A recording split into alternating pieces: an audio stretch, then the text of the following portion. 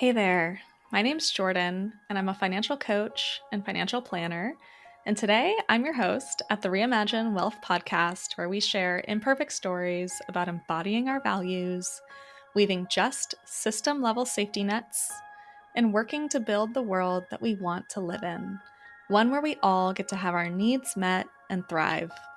Let these be shared learnings that allow you to more deeply explore, experiment, and shift, and that allow us to unlock our collective knowledge.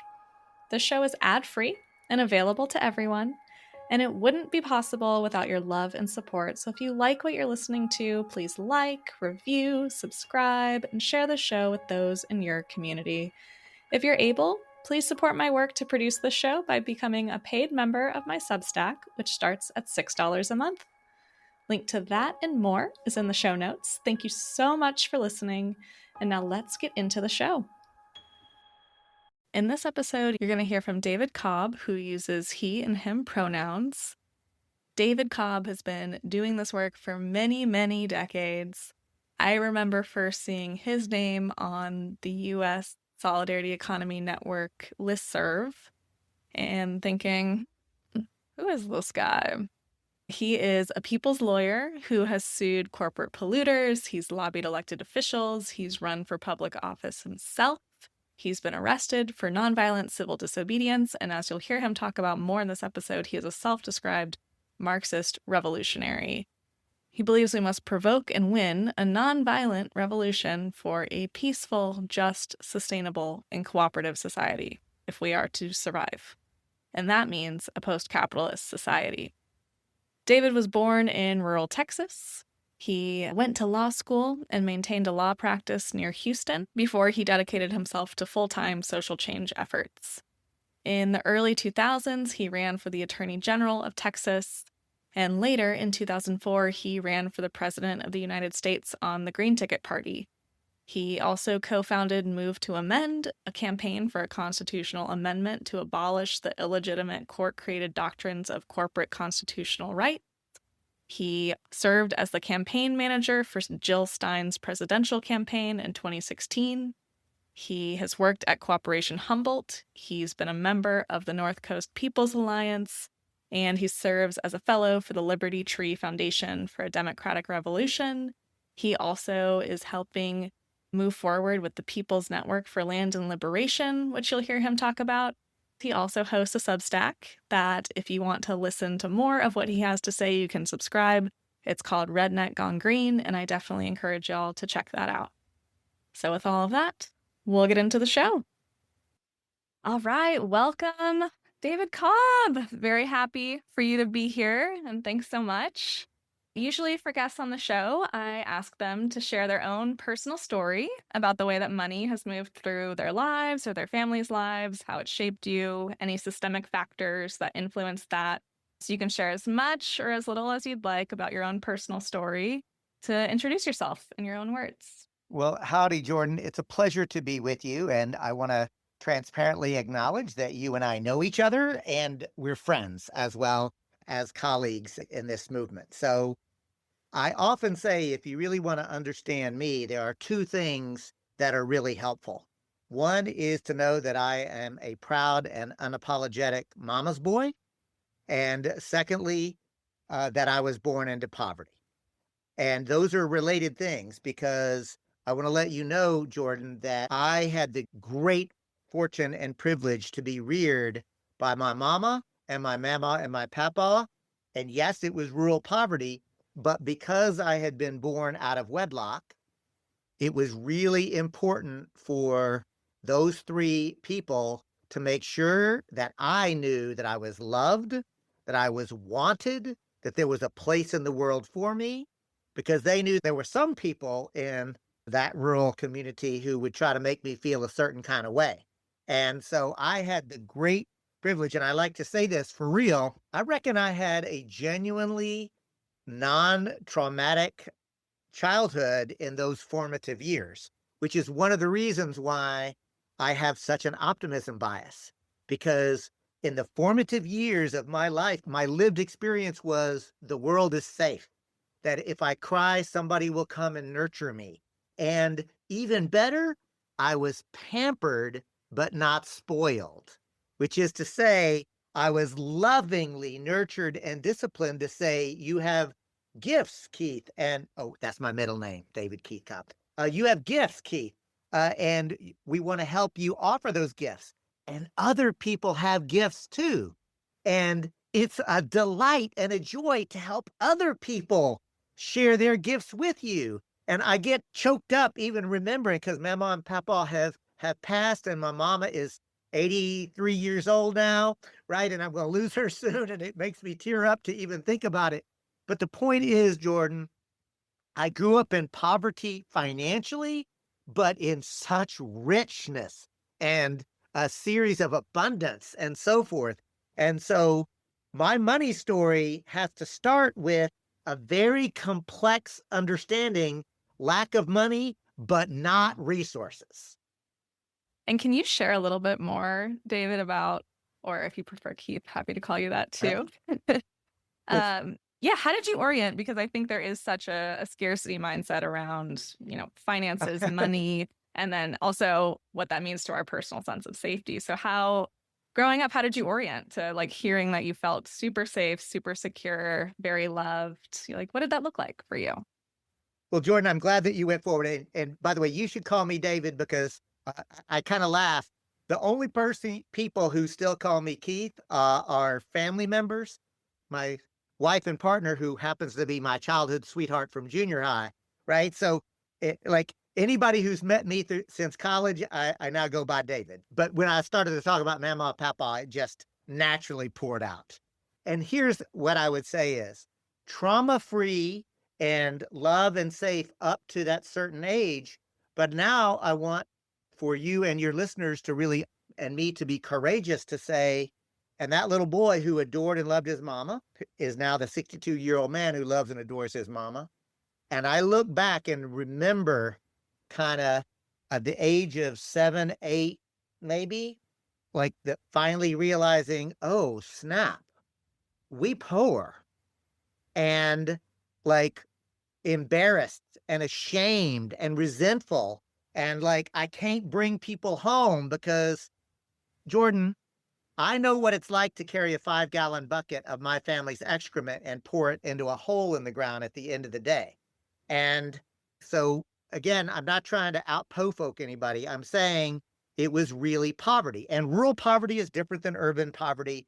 I never went really hungry, but I did eat my fair share of ramen and mac and cheese and mustard sandwiches because we literally didn't have, lunch meat, right? Just saying, poverty, yes, but plenty of resources and love and so forth. But when I hit that age, it was a cataclysmic emotional event for me because I love and adore my mama. But then what do I do with this anger and resentment and blaming her? Why do we live like this? This is wrong, etc. And I like to laughingly say, and it's only partially a joke, luckily, two things happened to me. They are therapy and Marxism. The therapy really is about understanding how to deal with my own emotions and understanding and regulating. And the other is Marxism because it helped me to understand systems and structures. It's not my mama's fault.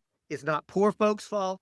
Like the systems that we live in, the white supremacy, the capitalism, the heteropatriarchy, the settler colonialism, those are superstructures and systems that we're born into. And it wasn't her fault. That's what I'm getting at. It's like, but it is our responsibility. Yes, absolutely. Plus 100 to all of that. And I know as we've gotten to know each other, you describe yourself both as a Marxist and a revolutionary. Can you describe a little bit about what does that actually look like in your day-to-day life? Like, how did you find your work that you do? I know you also co-host Redneck Gone Green. So can you just share about what does it look like for you to actually embody being a revolutionary into your day-to-day life? Well, thank you for that, Jordan. And first, I'm going to put you on the hook on this podcast and say I hope that you'll come on as a guest on Redneck Gone Green and we cross-pollinate and sort of share our audiences. I'd love to. So the second thing is to answer the question directly. I say I'm a revolutionary for, I'd say, three important reasons. The first one is because it's true. because I believe that we need to restructure this society. I don't think we can tinker around the margins. I don't think we can reform capitalism any more than we can reform white supremacy or heteropatriarchy. We've got to take that on. The second reason that I talk about being a revolutionary is to inspire and encourage others to talk about it that way too. Because what I've found is in this society, the corporate media and the rest of society is constantly trying to get us to self censor ourselves, to suppress our bigger aspirations and dreams, and to get respectable or to otherwise do what is feasible or possible. And instead, I like to start with, I want to be for what I'm for. And when we have to make adjustments, which we always do, and when we need to code switch, which I'll do, I want to communicate in a way that's honest with people. And that's really the third thing is because I want to honestly inspire people to believe that we have not only the right, but the responsibility to restructure this society.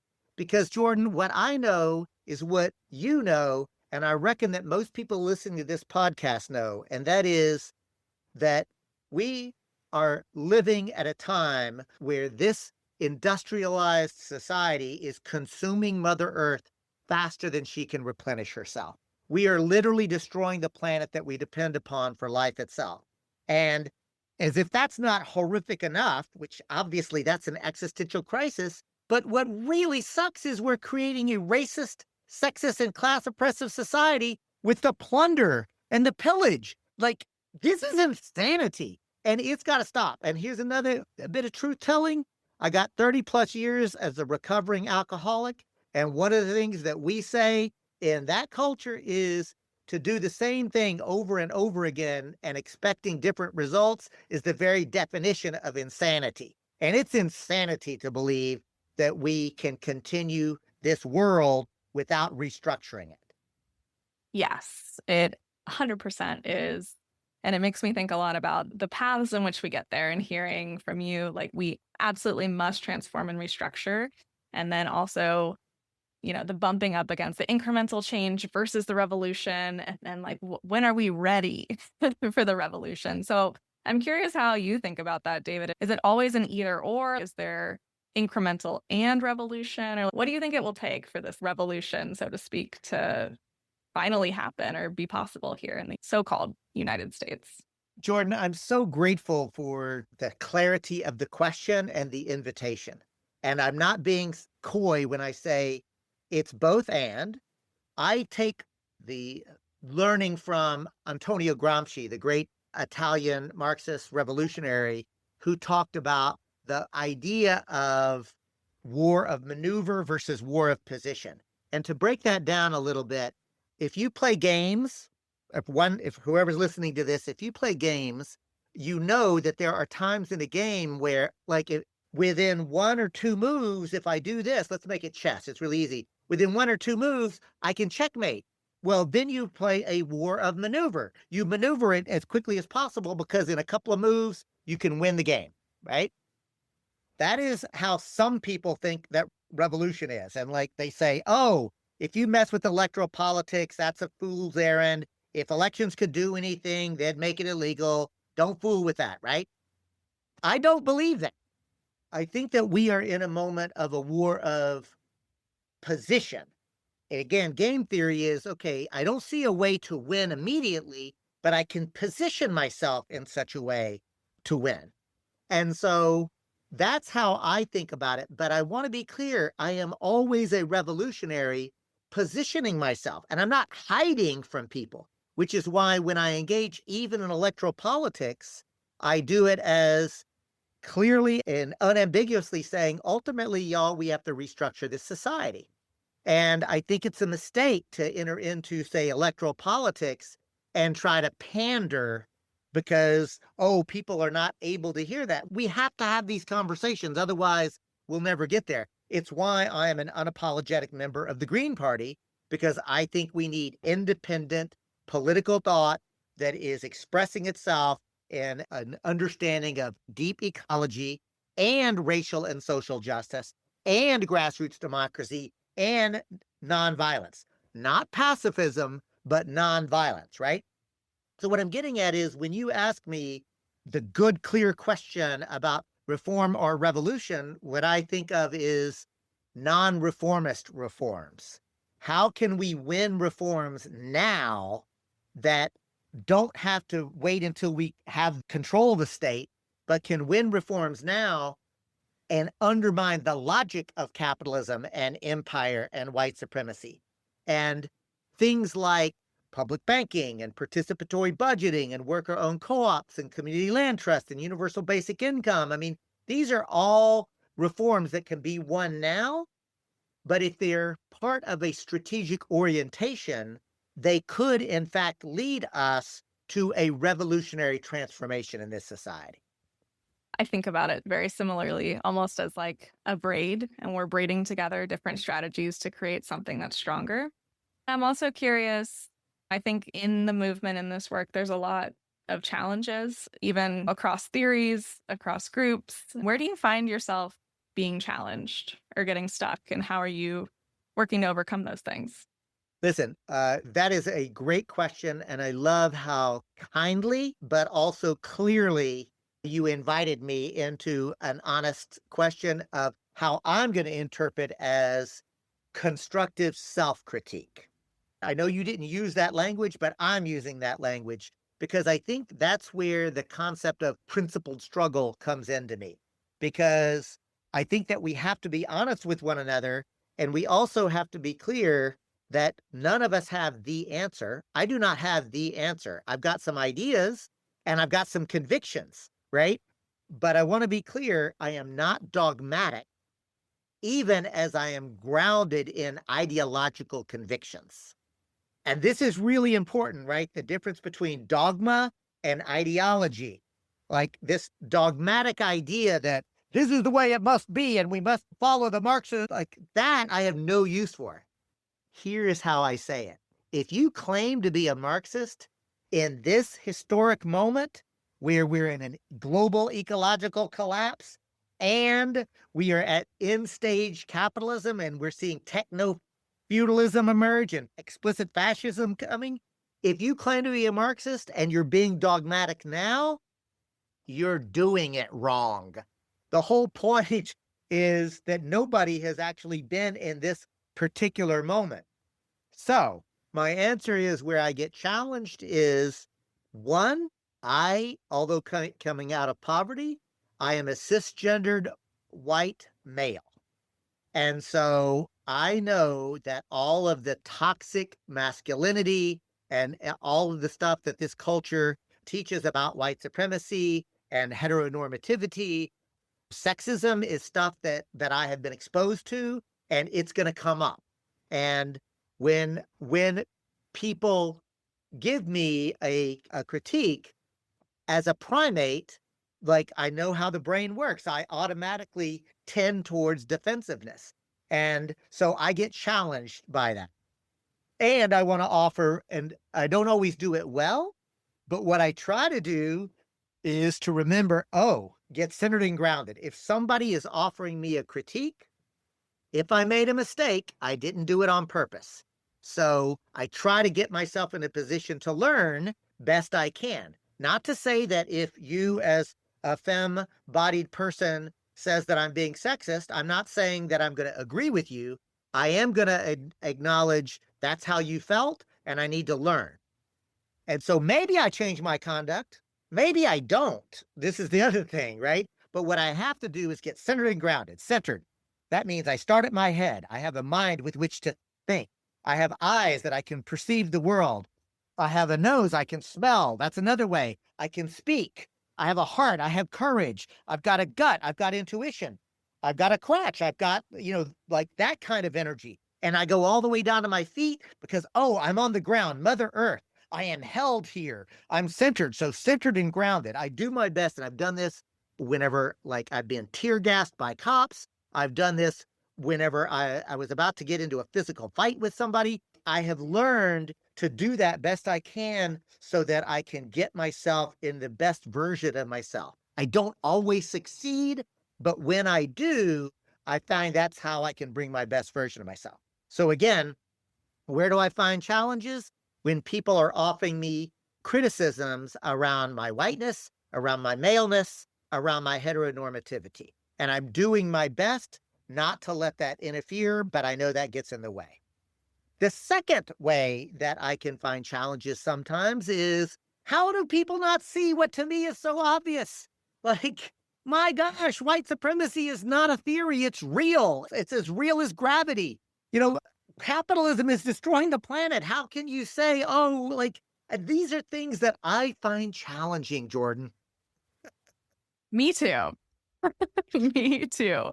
Any strategies that you do to overcome them? Here's what I do is I try to remind myself. I've mentioned mama and my mama multiple times. Both of those women taught me this. Here's a phrase. Guilt is a useless emotion. If you are ever feeling guilty, Keith, they would say, then reflect on why you feel guilt and either stop doing something or start doing something. Guilt is only useful if it changes your future conduct. And if in that moment of genuine reflection, where you're really the best version of yourself, if you're like, no, I really can't stop doing something or start doing something different, then that guilt, shrug it off and leave it. It's not helping you.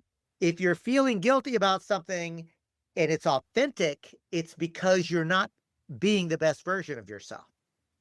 If you say, but I'm really trying my best, then guilt is not the right reaction.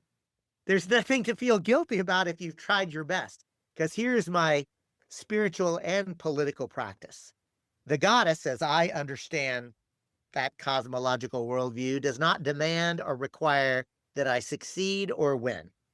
What she says is, do your best. You've been given gifts, utilize them. And don't be dogmatic. Be willing to make adjustments. Be willing to be humble. Be willing to have humility. Be willing to learn from other people. And here's the really hard part, Jordan. The third component piece to that one, release the results. Really hard to do. So easy to say, but so hard to just really look back and say, I really tried my best there. And it didn't work, or it's not working now. It's not my responsibility, which is why, even as the world is collapsing, even as I see fascism emerging, I try to find moments of joy in my own life. I try to recognize that it's not my responsibility to end fascism. It's my responsibility to be the best version of myself I can be in a movement to combat fascism.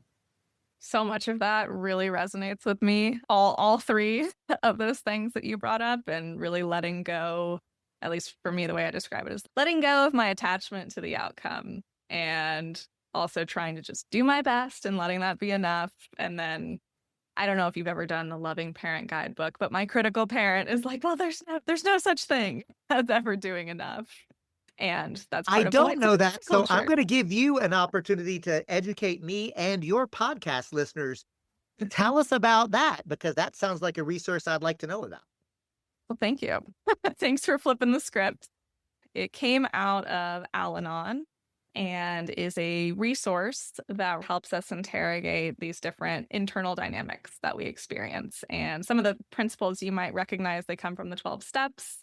This is all me paraphrasing their words, but a lot of it is about recognizing that there's a higher power, that we don't have direct control, letting go of our attachment, and really focusing inward and exploring how we can cultivate unconditional love for ourselves through that higher power.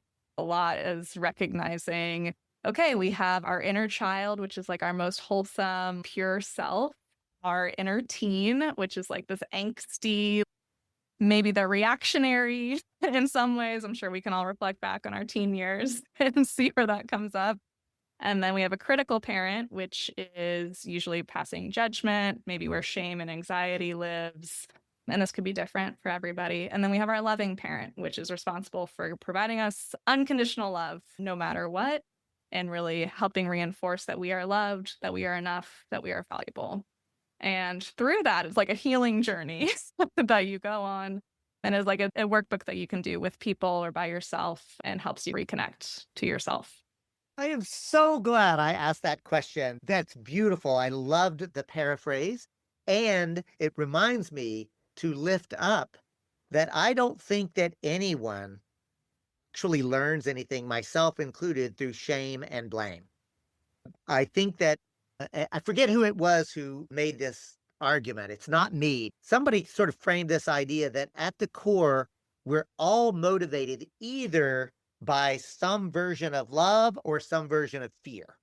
And for me, when I find myself at my best, the best example of myself, I can see it's because of love of something, whether it's justice or fairness or a person or whatever. And when I'm the angsty teenager, right? The whatever, it's because I'm afraid of something. And courage is not the absence of fear, it's the ability to confront it and move through it. And it's why I often say that I also come from a place often of righteous anger because I'm angry about the injustice that I perceive. I'm angry about the destruction of Mother Earth. I'm angry about the racism. I'm angry about all that I see. And if I allow myself to just stew in anger, I know and science demonstrates that's a very destructive thing for myself and everybody else. And so the key is to allow that righteous anger to provoke and be a catalyst for positive action. Again, just like shame and blame and guilt is useless unless it provokes something. If I let my anger at this injustice provoke efforts to try to do something about it, again, not that I change it, but that I bring my best self to try to do that, I have had the experience that it's alchemy, it's emotional magic. I find myself finding happiness and joy even as I struggle in this kind of way. There's something, again, I don't want to be Pollyannish or some kind of, we could just love our way through this. I want to be clear. I'm talking about the power of bringing an emotional, spiritual element to my hard, seasoned Marxist analysis and merging those two together and being the best David Keith Cobb I can be. It's that both and, like you were saying. I would love to shift gears a little bit because I know you're also a co-coordinator of the US Solidarity Economy Network. Can you share a little bit more about what is, for listeners who maybe are newer to that term, what is a solidarity economy? And particularly, what's the lore behind that term? How did it come into being? Well, that's such a great question. And I'm going to exercise a little humility and tell you this. The U.S. Solidarity Economy Network formed in 2007 at the U.S. Social Forum, where I attended, and I was actually part of folks helping to bring that together. And at the time, that's when I first met Emily Kawano, a co-founder of the U.S. Solidarity Economy Network, who now co-coordinates it with me. So I'm just saying, yes, I am a co-coordinator of the U.S. Solidarity Economy Network. And in 2007, I went to some of the sessions that Emily and others put together. And those sessions, I went coming away thinking, that's just co-ops. And that's all well and good. But I, David Cobb, am a serious revolutionary. And I did not embrace the term then. In fact, I mean, I wasn't a jerk about it, but I did not see the power of it at the time. So I want to fast forward. The U.S. Solidarity Economy Network is a framework. It's an organization, but Solidarity Economy is a framework that is explicitly post-capitalist. And others before me, Emily, Kaliakuno, others, really grappled with it needs to have a definition and it needs to be explicitly post-capitalist because too many people talk about a need for a new economy or a next system or so forth and try to avoid capitalism. And as you and I said earlier in the conversation, I don't think you can reform capitalism, and I don't think that you can be anti-capitalist or post-capitalist without naming it. You're not going to sneak up on capitalism, right? The point is, I came to understand over time, oh, there is a way to use a solidarity economy framework and support co-ops, right? But not co-ops just for the sake of co-ops. There's a way to support public banking, but not thinking that's the end all be all. Like all of these kind of non-reformist reforms that I just described, again, it's not the reform that makes it magic. Here's an example of the non-reformist reform approach. If I asked you, hey, Jordan, is feeding hungry children merely a reform or is it a non-reformist reform? Do you want me to answer? You can answer because you're pretty smart. I'll share my hot take and then tell Please. me where there's overlap and where there's not. So I would say it's a reform and a possibility to build infrastructure for something better. Just like how the Black Panther Party used the free breakfast program to meet the needs of the people so that they had more capacity to organize and build collective power, and in the attempt to actually collectivize the means of production. So I'm curious what your take on that is. So, Jordan, this is the thing. I said you were smart, and you're too smart for my trick question. Because when I ask that question, is feeding hungry children merely a reform or a non-reformist reform? Usually I say it's a trick question because it depends on the context. When the Black Panthers, and I used that specific example, when the Black Panthers fed hungry children, they fed hungry children, and part of it included political education, both of those children and their parents. It was part of a revolutionary program, right? Just like whenever they provided shoes to poor kids, it was all part of an overall program. And it's worth noting, first the state of California and then the federal government then said, oh, this feeding hungry children in the morning before school, they did that, but they stripped any political education from it. It became merely a charity. So the feeding hungry children, like the magic of a non-reformist reform is, does there exist a framework that is pushing to a transformation and a restructuring? The Black Panthers did it a certain way. The state of California and the US government do it in a different way. Feeding hungry children is beautiful, worthwhile. You will never hear me criticize fighting for any reform, including that one.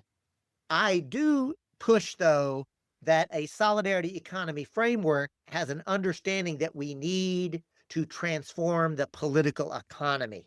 And that's why I'll often say I absolutely support worker-owned cooperatives, but not merely co-ops for the sake of co-ops. I know so many co-ops that are doing, and I get it because it's really hard to keep a business going, but they're just not interested in the bigger, more transformational part. And I'm not mad at them.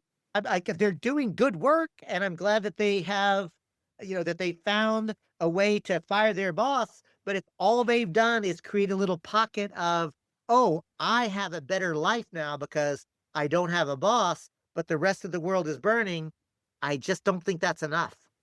Yeah, I totally agree with you. And it's like the interconnectedness of us all. It's wonderful if one person's material conditions change. I want that to be true for everybody. And also, if we're not transforming our economic system, we're not creating conditions for everyone's material conditions to change. We can rise up some people, but if only some of us rise, that's not the world that I'm working toward. And so the question really is, how much does it matter if only one person's conditions shift when it's not for all of us? I'm also curious because you mentioned how your mindset shifted over time to be more of an embracer of the solidarity economy. How did that shift happen for you? Because I think a lot of this is people are grappling with different mindsets and beliefs, and then we unlearn over time. But could you just share what that process was like? Sure. Look, one is that I look back and think about Emily Kawano herself, who was never dogmatic about it, was part of the solidarity economy framework. One of the principles is pluralism, which is to say there are multiple ways to approach. So Emily Kawano is one of the single best people I've ever seen that can hold a post-capitalist clarity as an economist, a trained economist, and also say, but there's not a dogmatic approach. And even if you think you can reform capitalism, I still want to work with you to the extent that I can. Like Emily has consistently modeled for me how to do that pluralistic approach. I also want to lift up another of my mentors and cherished friends, Jerome Scott. And Jerome is with the League of Revolutionaries for a New America. He was part of the Revolutionary Union movement. And by the way, Jerome always fusses at me when I call him my mentor because he says, I learned just as much from you as you do from me, David. Knock it off. To which I say, Jerome, you've been on planet Earth 20 years longer than I have. So you've just had more lived experience. And secondly, you've done things that I can only dream of. I appreciate what he's saying, but I want to lift up Jerome Scott taught me what it means to do genuine political education from a place of kindness and compassion. And people don't know what they don't know. And Jordan, I don't know what I don't know right now. And that kind of intellectual humility that I did not have. And I'm not saying I do it well, but like trying to remind myself, I don't know what I don't know. And to be willing to be gracious about learning new things. I guess my short answer, Jordan, is I look back at the Jerome Scotts and the Emily Kawanos and the Kalia Kunos and the Shimako Nobles. I look back at the people who kindly and lovingly helped me to learn a better politic. That's why political education is so important, and it must be done patiently, kindly, and clearly. Yes. And it reminds me of the saying, I'll have to look back and remember who said it first, that be soft on people and hard on systems. Because if we shut out the people, how can we build a movement? How can we give up on people so early in the process? You know, it's so funny because I saw you make that reference in one of your great blog posts. And by the way, folks, if you're not subscribed to Jordan on Substack, you absolutely should do so because I have subscribed to Jordan's Substack. But I saw you use that reference, and I have to admit, I thought, oh, I didn't even, I thought I had made up that term, and no, I didn't. What it made me realize is I picked that up somewhere, and it made so much sense that I've just incorporated it into my own way of thinking. So if you could tell me where I got that, I'll try to give proper reference to it because I didn't make that up, but it resonated so much that I've internalized it. I talk about it all the time. And I always start with I'll go hard against systems, but be soft with people. I'll do my research and I'll get back to you on that. But yes, it's so true. And one thing that I want to lift up before we wrap up is in addition to all the amazing things we've already discussed and highlighted, you're also doing some incredible organizing work with the People's Network for Land and Liberation. You have your Redneck Gone Green Substack, which hosts a weekly, I believe it's weekly, radio show that also has a recording. Some if folks listening haven't tuned into that, definitely check it out. But can you share a little bit more, David, about what is PNLL? What is it? What's the vision? Where are y'all currently at? So thank you for that. The People's Network for Land and Liberation is a consortium of 6 community-based organizations across the country that have adopted a shared program. And we are doing our best to implement that program in order to win a new world, not just to make a little lifeboat in our own communities, but to confederate those lifeboats into a transformational project. The thing that makes the PNLL so unique is the clarity that we have on politics to a shared 5-point program. The program is actually pretty simple to describe.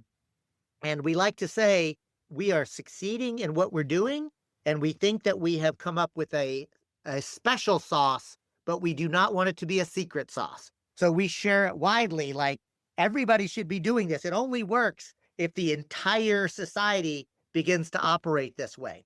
And here is the 5-point program. Number 1, decommodify land.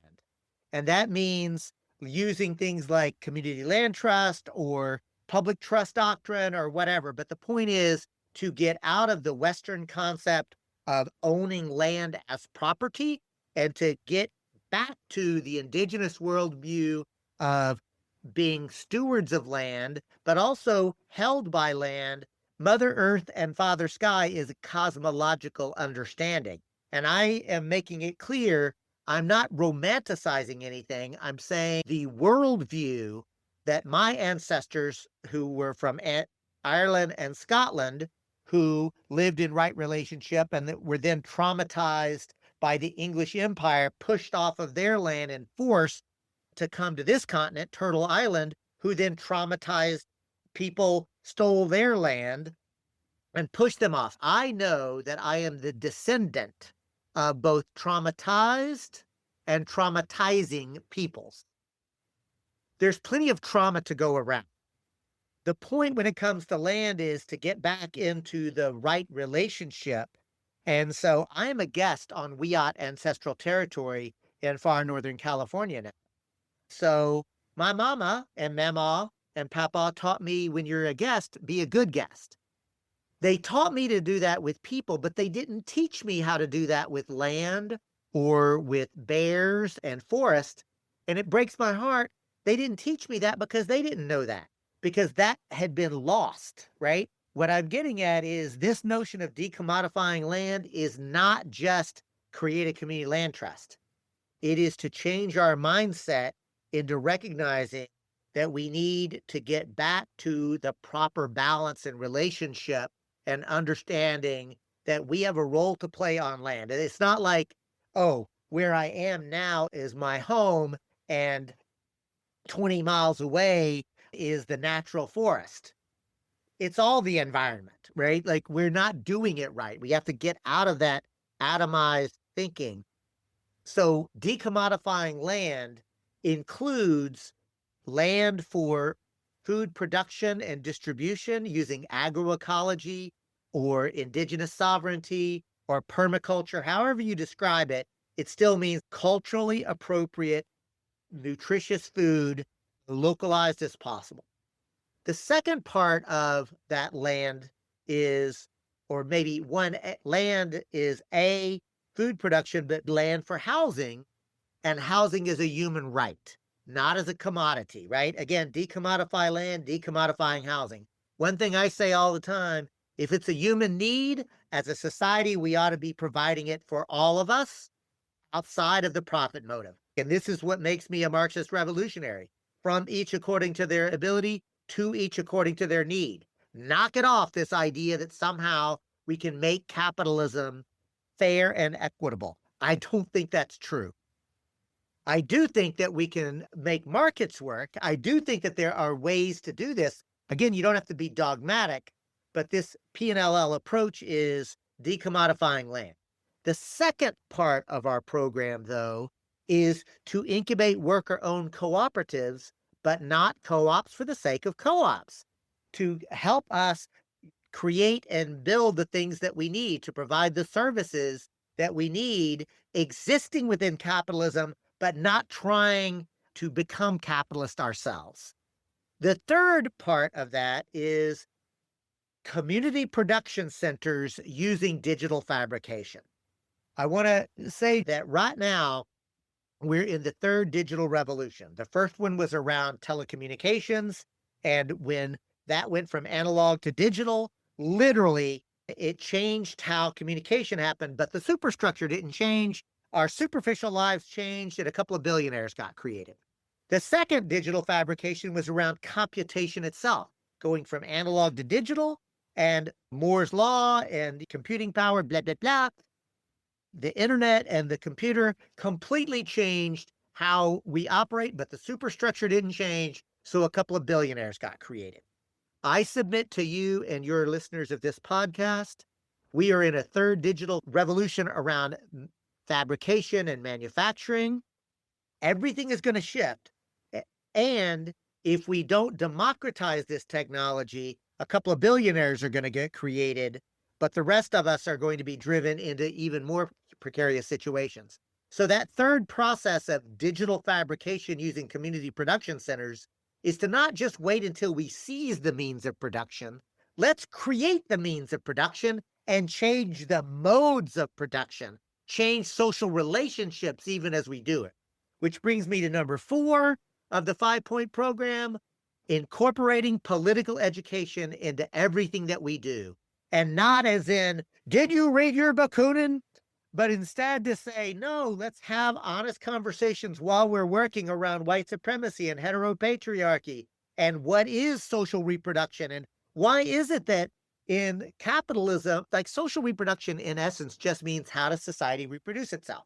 And the single most important part of that is producing children and raising them. In capitalism, that is literally without value. And it's incredibly gendered. Gosh, somebody should look into that. Why is capitalism so gendered and disappears, quote, women's work, as if that's supposed to be just the work of women anyway? And I could have that conversation in a pool hall or a bowling alley with my redneck cousins in ways that I can have genuine communication. So political education is not, I have to make you think. It is to help ask the questions so that we all begin to understand what it is that we're doing and why. And then the fifth part of this is to incorporate art and culture into everything that we do, because art is a way to inspire people and it cross pollinates it cuts across mere intellectual endeavor. I always like to lift up one of my mentors, Bella, who I was once in a deep conversation.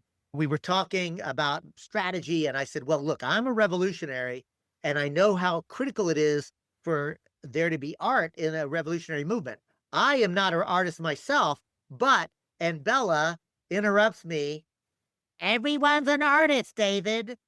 Bella is 6 years old at the time. She's coloring on the floor, and the whole room stopped, looked at Bella, looked at me, and everybody just bust out in laughter and joy because Bella had just reminded me and everybody in that room we are all artists. And I'm getting teary-eyed even thinking about that moment, right?